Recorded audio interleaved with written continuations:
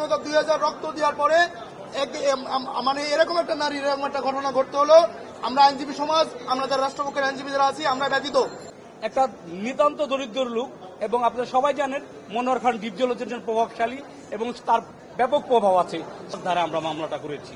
এবং এটা যদি প্রমাণিত হয় তার যাবজ্জীবন কারাদণ্ড হওয়ার একটা অপরাধ সেই সংগঠিত করেছে।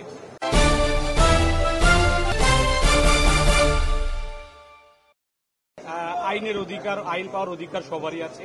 সেই হিসেবে আমরা একটা, আপনারা দেখছেন সে একজন গার্বেজ কর্মী ছিল, সে একজন নিতান্ত একজন দরিদ্র মানুষ। আমরা তাকে আইনের সহায়তার জন্য তার পাশে দাঁড়িয়েছি। আর সেই হিসেবে এই কোর্টে আমাদেরকে অলরেডি কুড়িয়ে কাঁদে দিয়েছি। কুড়িয়েটাকে প্রেমা ফেসিও পেয়েছে, ঘটনার সত্যতা পেয়ে কোর্ট সিআইডি তদন্তের কাঁদে দিয়েছে। আর আপনার প্রথম কোশ্চেন ছিল কেন আমরা থানায় নিয়ে গিয়ে সরাসরি কোর্টে আসলাম।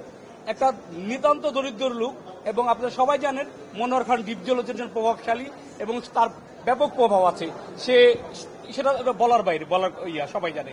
তার বিরুদ্ধে আমরা অবশ্যই বাদীনি থানায় গিয়েছে, থানায় গিয়ে কোনো প্রতিকার নেবে, অনেকদিন ঘুরেছে, সরাসরি সে আমাদের সাথে যোগাযোগ করেছে। আমরা তাকে আইনি সহায়তার জন্য আমরা কোর্টের দ্বারস্থ হয়েছি। এখানে তার বিরুদ্ধে পেনাল কোডের 323, 325, 342, 354, 506, 34 ধারায় এই তৎসহ এসিড অপরাধের 7 ও 5 ধারায় আমরা মামলাটা করেছি। এবং এটা যদি প্রমাণিত হয় তার যাবজ্জীবন কারাদণ্ড হওয়ার একটা অপরাধ সে সংগঠিত করেছে। যেহেতু তার শরীরে পদার্থ অ্যাসিড, আমরা সন্দেহ করছি অ্যাসিড জাতীয় পদার্থ তাকে দেওয়া করা হয়েছে, জ্বালিয়ে দেওয়া হয়েছে। এখন যদি এটা এসিডই হয়ে থাকে, সিআইডি প্রতিবেদন যদি এটা আসে, তাহলে তার যাবজ্জীবন ফাঁসি, ন্যূনতম 10 বছরের জেল হবে, না যাবজ্জীবনের জেল হবে। জি, সাংবাদিক বন্ধুগণ, আপনাদের সালাম ও শুভেচ্ছা জানাচ্ছি। আপনারা জানেন এই মনোয়ার হোসেন ডিপজল, যে কিনা সাবেক ফ্যাসিস্ট শেখ হাসিনার একজন অন্যতম দোসর, সে এই ডামি নির্বাচন এবং যে বিগত সালে যে নির্বাচনগুলো হয়েছে সেই নির্বাচনে সে শেখ হাসিনার তসবির টিপে সে টিকিট কেটেছেন। এই স্বাধীন বাংলাদেশে 2024-এ যারা ছাত্র জনতা রক্ত দিল, সেই 24-এর পরে একজন নারীর পরে এই বিভৎসকর যে একটা ঘটনা আমরা দেখতে পেলাম। সাংবাদিক বন্ধুগণ, আপনি দেখতে পারবেন যে এই যে আপনার যে একটা ছবি বিভৎস যে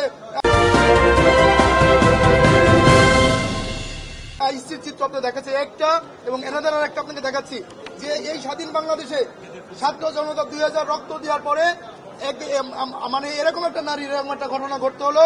আমরা আইনজীবী সমাজ, আমরা যারা রাষ্ট্রপক্ষের আইনজীবী যারা আছি, আমরা ব্যতীত আমাদের হৃদয়ে রক্তক্ষরণ হচ্ছে। আপনারা জানেন এই নারী আপনার সংশ্লিষ্ট যে থানা, সেই থানাতে এই বিষয়ে অভিযোগ দেওয়ার জন্য যায়। মনোয়ার হোসেন ডিপজল ওই অঞ্চলে এতটাই বেশি প্রভাবশালী যে কিনা থানাটা তার এখনো থানা পুলিশ, কোর্ট এবং ওসি তার কন্ট্রোলে। আমি ওইখানকার যে ওসি, সংশ্লিষ্ট ওসি, তার সঙ্গে আমি মুঠোফোনে কথা বলেছি মামলাটা নেওয়ার জন্য, কিন্তু সে গড়িমসি করেছেন। আমার সহকর্মী লানেট অ্যাডভোকেট সায়েম, তার সঙ্গে পরামর্শ করে আমরা এটা মানবিক দৃষ্টিকোণ থেকে এই সিএমএম আদালতে আমরা এই শেয়ার মামলাটা ফাইল করেছি। সাংবাদিক বন্ধুগণ, আপনাদের বলতে চাই, এই মনোয়ার হোসেন ডিপজলের মতো যারা রক্তচক্ষু দিয়ে এই আমাদের এই মা বোন এবং যে আপনার যে ভিকটিম আজকে আদালতে হাজির হয়েছে, আমরা চাই ন্যায় বিচারের পথ সুদৃঢ় হোক।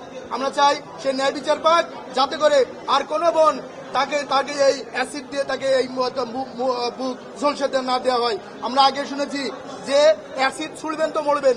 বিগত সালে দেখলাম যে যত নারী নির্যাতন হয়েছে, সেই নারী নির্যাতনের মামলা এটা কিন্তু আপনার বিচার সেইভাবে শেষ হয়নি। শেষ হয়নি বলেই এই সমস্ত মনোয়ার হোসেন ডিপজল এবং তাদের দোসররা এই কাজ করতে তারা সাহস পায়।